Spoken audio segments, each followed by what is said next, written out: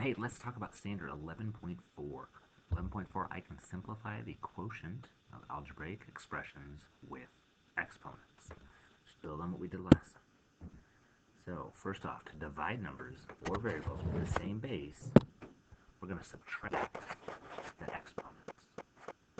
Okay? So this is pretty easy. You're going to write the number that you see. Let's go to a color here.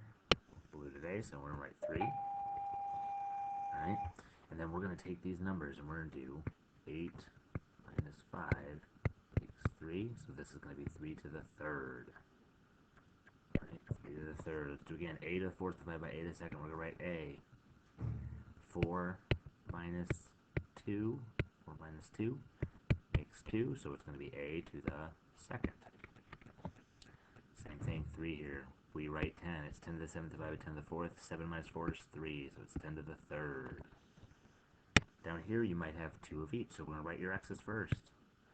X to the 7th divided by x to the 4th, x to the 3rd, and then y to the 3rd divided by y to the 2nd, y to the 1st. Remember, you don't have to write y to the 1, so the answer for 4 would be x to the 3rd times y.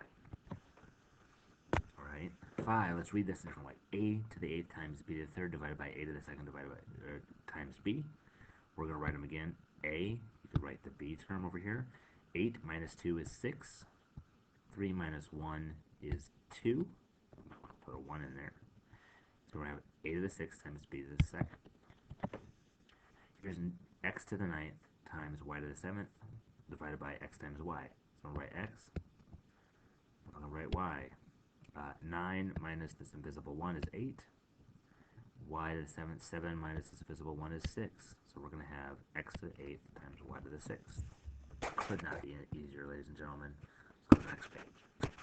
To divide expressions with coefficients and variables, we're going to divide the coefficients, those are the numbers, and subtract the exponents with the same base. Sometimes it'll divide to a whole number. Sometimes it doesn't divide into a whole number and gives you decimal. When that happens, sometimes we're going to want to leave it as a fraction. So let's take a look at that. So here's that. So we have 25 times x to the 6th over 50 times x to the 4th. We're going to think of it as 2 different things. So 25 and 50. 25 divided by 50 gets us 0.5. We don't want a decimal. The other thing it gets us would be, we could treat it like a fraction, divide them both by 25 and get 1/2. So we're going to write 1/2. This side, x to the 6th or x to the 4th, we know we subtract, we write what we see, the x's, and we're going to subtract the number. 6 minus 4 is 2. So we could call this 1 times x is 2 over 2, or we might really want to write it as x squared over 2, because that 1's going to go with x, and 1 times x squared is just x squared. The 2's on the bottom. It's like we fill that line away out. We just write a little bit nicer. Okay, let's do that again. Now we have 3. Now we have the fraction. 2 over 8. 2 divided by 8 is 0.25. We don't want decimals. Let's call that 1/4. So we know we're going to have 1/4 in our answer. Then I have x to the 5th and x to the half. It's here, right? 5 minus 2 is 3, so we have x to the 3rd. And then we have x to the 6th minus x to, or y to the 6th minus y to the 1, so y to the 5th. I can take these down here, extend that line, put x to the 3rd, y to the 5th. All right, and then 1, we know 1 times any of those, the 1 just goes away, so we're going to call this x to the 3rd, y to the 5th, all over 4. I know it's a little crazy, doesn't look like anything we've really done before, but it's got to be there. Here's one that's a little more straightforward. 15 divided by 5. 15 divided by 5 does not give you a decimal, it gives you 3, so we will call that 3. Y to the 8th, change colors, y to the 8th divided by y to the 4th. 8 minus 4 is 4. We're going to have 3 times y to the 4th. That's a nice straightforward one. We like that one. All right. Next, you have a negative exponent. We're going to flip the base and the negative exponent and make the exponent positive. Kind of worked with this before. Remember, 3 to the negative half. We want to flip that, and we're going to call this 1 over 3 squared. Right, that negative, we take out the negative and then flip it to the bottom like this. So here I have 1 over x to the negative 3rd. Well, we're going to flip it this time. Instead of going down, we're going to go up. So this becomes x to the third. All right, so we're going to be kind of messing around with those two rules. So let's take a look. Simplify each expression. Only positive exponents are allowed in your answer. So y to the fourth over y to the eighth, right? That's going to give us y to the, oh wait, 4 minus 8. 4 minus 8, that equals negative 4. Y to the negative fourth. All right, we're going to flip that down here, and we're going to call that 1 over y to the fourth.